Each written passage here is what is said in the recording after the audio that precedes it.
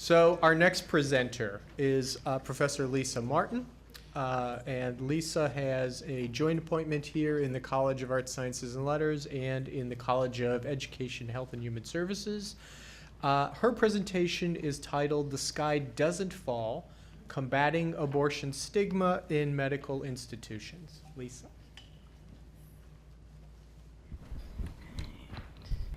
Good morning. So for the last 11 years, I've been part of an interdisciplinary research team that has studied the impact of stigma on abortion providers' lives.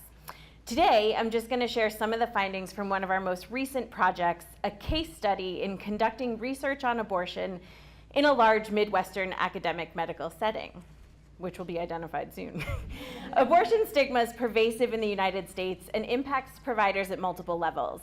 From the individual level, this could be a provider questioning that her work is the right thing to do, while at the structural level, this could include state legislation that encodes negative stereotypes of abortion providers, implying abortion is more dangerous than other kinds of medical care. The idea that abortion is wrong or bad is so deeply ingrained in our society that anyone associated with it is stigmatized, from women seeking abortion, their partners, and the medical healthcare providers who help them. Messages commonly include abortion clinics as greedy, unsafe institutions that prey on women and equating abortion with murder. Providers are often depicted as illegitimate doctors who lack the technical and moral standing usually afforded to other physicians. Instead of respecting their expertise, public discourse calls them killers, questions their morality, and seeks to isolate them as somehow suspect and different from other types of doctors. One arena where providers report feeling particularly marginalized is by other colleagues within medicine. We heard from one provider, the ER staff will invariably say some crap about the jokers at the abortion clinic. There's this implied stereotype that doctors who do abortions are hacks who can't do any other part of medicine. So why do this study?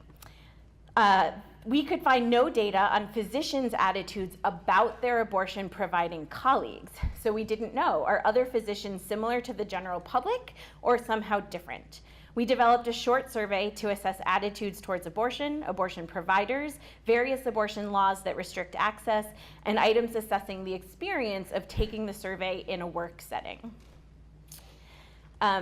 Another group had tried to include a few items about abortion on a larger product, and they were told by one of the deans of the medical school, we absolutely do not want this survey sent to the medical school faculty.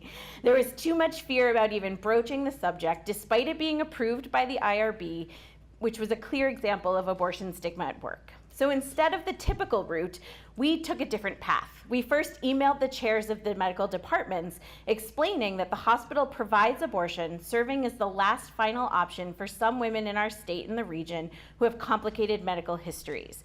We then asked them to provide us with an anonymous email list of their physicians.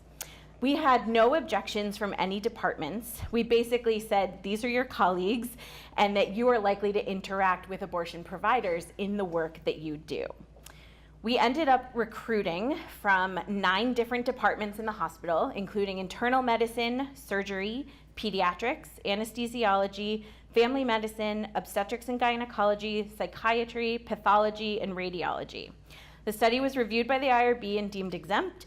Every participant was entered into a drawing to win one of 10 $100 gift cards.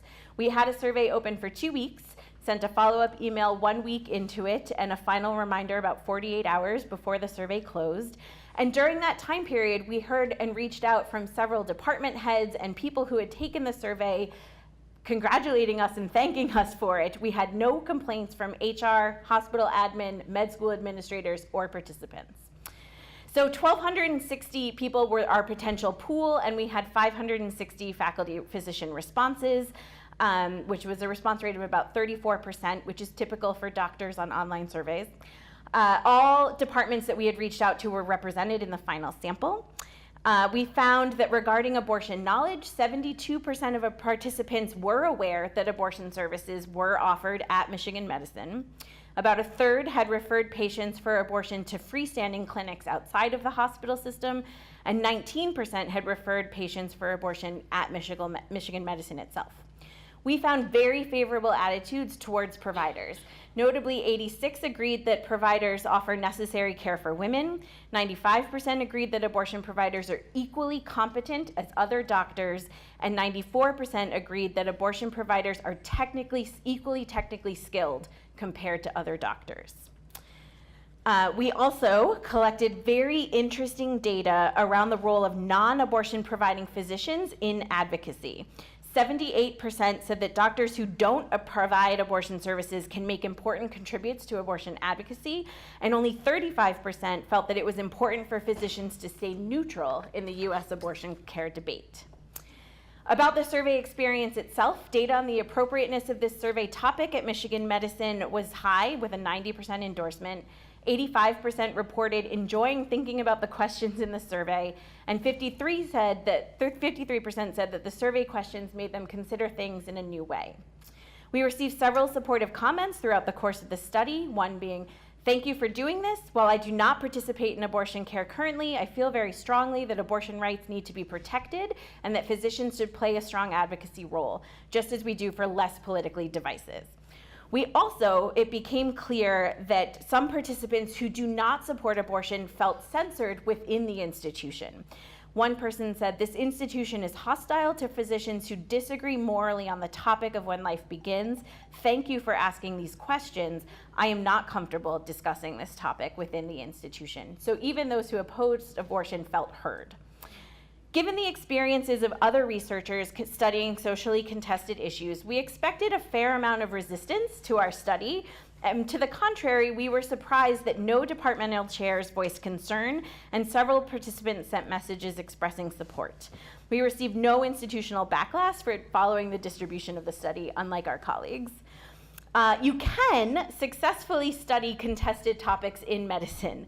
Our experience has implications for engaging physicians from all specialties in advocacy efforts to protect abortion access, engaging physicians in the management of medically complicated patients seeking care in hospital settings, and since our project began, several new projects, including a replication of this survey in Wisconsin, is underway. Thanks.